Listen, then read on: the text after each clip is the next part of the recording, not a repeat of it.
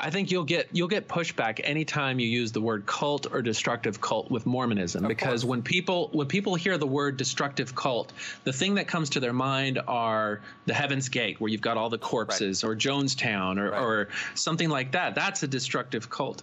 And so you'll hear a lot of people when they say, you know, why are you talking about Mormonism? Why are you trying to hurt the church and tear down the church? The church only does good things.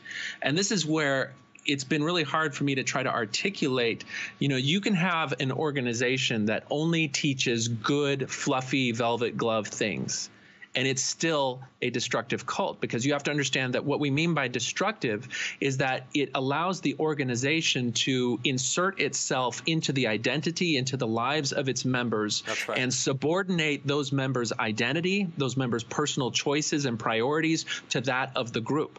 So we could have a group that's like the We Love Children group, and the group is going to say, you know, all we want to do is help children. We want to keep them safe. We want to promote good families. And so part of that is going to be, you know, your role should always have to be taking care of children. You know, if you're a mother, then your highest ideal is to be the best mother that you can be. If you're a father, then every choice that you make has to be centered around that. And so those all sound like really good things. They don't sound like hurtful things. But then if you're a young girl who's growing up in that system and you want to be a scientist, or you want to do something that is not centered on this notion of children, then for you to make your choice, your priority above the groups, is stepping outside of orthodoxy.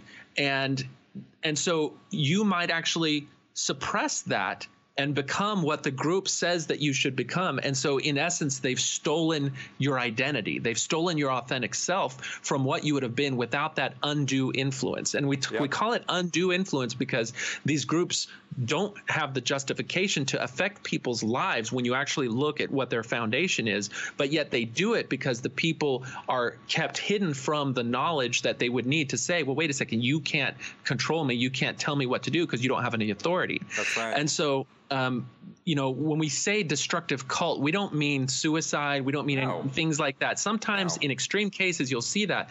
But it's just a way where you, as a member of that organization, are restricted from making choices with real mental freedom, with real ability to determine your own future, to determine your own identity, and to enjoy your social connections without these negative influences inserting themselves in a way that would not exist if you weren't there.